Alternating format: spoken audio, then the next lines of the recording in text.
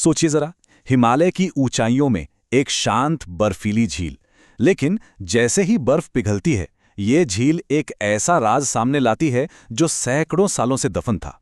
ये है रूपकुंड, जिसे दुनिया कंकाल झील या स्केलेटन लेक के नाम से जानती है।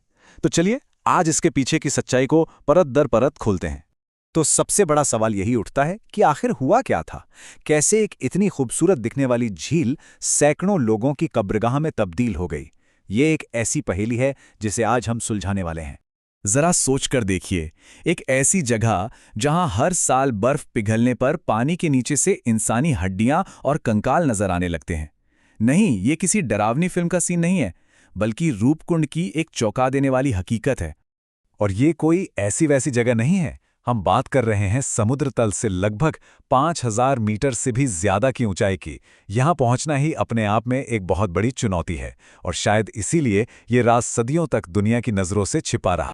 और बात एक या दो लोगों की नहीं है, बल्कि अनुमान है कि यहाँ करीब 600 लोगों के अवशेष मिले हैं। मतलब ये कोई छोटी मोटी घटना नहीं थी, ये एक बहुत बड़ी त्रासदी थी। जो लोग हिम्मत करके यहां तक पहुंचते हैं, उन्हें जो नज़ारा दिखता है वो सच में रोंगटे खड़े कर देने वाला होता है। झील के साफ पानी के नीचे बिखरे पड़े सैकड़ों कंकाल, जो हजारों साल बाद भी उस बर्फीले पानी में कमाल की तरह सुरक्षित हैं। ये एक ऐसा मंजर है जिसे कोई आसानी से भुला नहीं सकता। अच्छा, जब ये जगह मिली तो जाहिर है इसकी जांच भी शुरू हुई। तो शुरुआती थ्योरीज क्या थीं? जांच करने वालों ने इस रहस्य को समझने के लिए पहले क्या-क्या अंदाजे लगाए, और क्या वो सच के करीब थे? आइए देखते हैं। इस टाइमलाइन पर एक नज़र डालिए। 1942 में खोज के बाद पहले तो सबको यही लगा कि शायद कोई बीमारी फैल गई होगी या लोग किसी बर्फीले तूफान में फंस गए होंगे। फिर 1960 के दशक में जब कार्बन डेटिंग हुई तो पता चला कि ये मामला तो और भी पुराना है, लेकिन असली सच वो अभी भी बहुत दूर था। और फिर इस कहानी में एंट्री होती है मॉडर्न साइंस की। डीएनए टेस्टिंग और एडवांस रेडियो कार्बन डेटिंग जैसी नई तकनीकों ने इस सदियों पुरानी पहेली का रुख ही पूरी तरह से मोड़ कर रख दिया। ऑक्सफोर्ड यूनिवर्सिटी की लैब से जो तारीख निकल कर आई, उसने सबको हैरान कर दिया। 850 ईस्वी, मतलब ये घटना पहले जितना सोचा जा रहा था उससे भी सदियों पुरानी थी, करीब करीब 1200 साल पुरानी। डीएनए के नतीजों ने तो इस रहस्य को और भी गहरा कर दिया।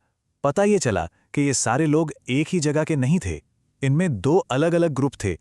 एक ग्रुप था तीर्थयात्रियों का, जिनका डीएनए महाराष्ट्र के लोगों से मिलता था, और दूसरा ग्रुप था स्थानीय पोर्टर्स यानी कुलियों का।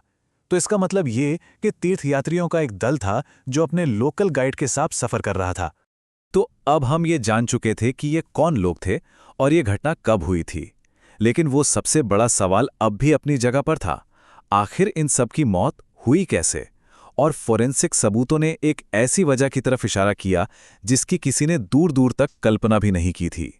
सबसे हैरान करने वाली बात यह थी कि किसी भी कंकाल पर तलवार या भाले जैसे किसी हथियार का कोई निशान नहीं था, लेकिन सभी चोटें एक जैसी थीं। खोपड़ी और कंधों की हड्डियों पर गहरी दरारें, मानो किसी भारी गोल चीज ने जोर से ऊपर से हमला किया हो। इन सब सबूतों से सिर्फ एक ही नतीजा निकल सकता था, एक भयानक ओलावृष्टि, यानी भयंकर ओलों का तूफान। ये लाइन उस खौफनाक मंजर को पूरी तरह बयां करती है। सोचकर देखिए, वो लोग उस ऊंचाई पर खुले में फंसे हुए थे, भागने या छिपने की कोई जगह नहीं, और अचानक उन पर क्रिकेट की गेंद जितने बड़े बड़े ओले बरसने लगे। उनके वो आखिरी पल कितने भयानक रहे होंगे। लेकिन रुकिए, ये कहानी यहां खत्म नहीं होती, बल्कि यहां से ये और भी दिलचस्प हो जाती है। जब वैज्ञानिकों ने अपने सारे सबूत एक साथ रखे तो उन्होंने पाया कि उनकी ये साइंटिफिक खोज उस इलाके में सदियों से चली आ रही एक लोक कथा से हूबहू मेल खाती है। जरा यहां देखिए कैसे विज्ञान और लोक कथा एक ही कहानी सुना रहे हैं। विज्ञान कहता है तीर्थयात्रियों और कुलियों का एक ग्रुप था। लोक कथा कहती है एक राजा और उसका दल था। विज्ञान कहता है मौत आसमान से गिरे बड़े बड़े ओलों से हुई, और लोक कथा कहती है देवी ने नाराज होकर पत्थर जैसे भारी ओलों की बारिश कर दी। ये सच में हैरान करने वाला है कि कैसे एक पुरानी कहानी ने हजारों साल तक एक असली घटना को अपने अंदर जिंदा रखा। तो आज रूपकुंड का क्या महत्व है? ये सिर्फ एक ऐतिहासिक राज नहीं है, बल्कि इसकी विरासत आज भी जिंदा है, एक अलग ही रूप में। आज भी दुनिया भर से हजारों ट्रैकर्स और एडवेंचर के शौकीन लोग इस मुश्किल ट्रैक पर निकलते हैं।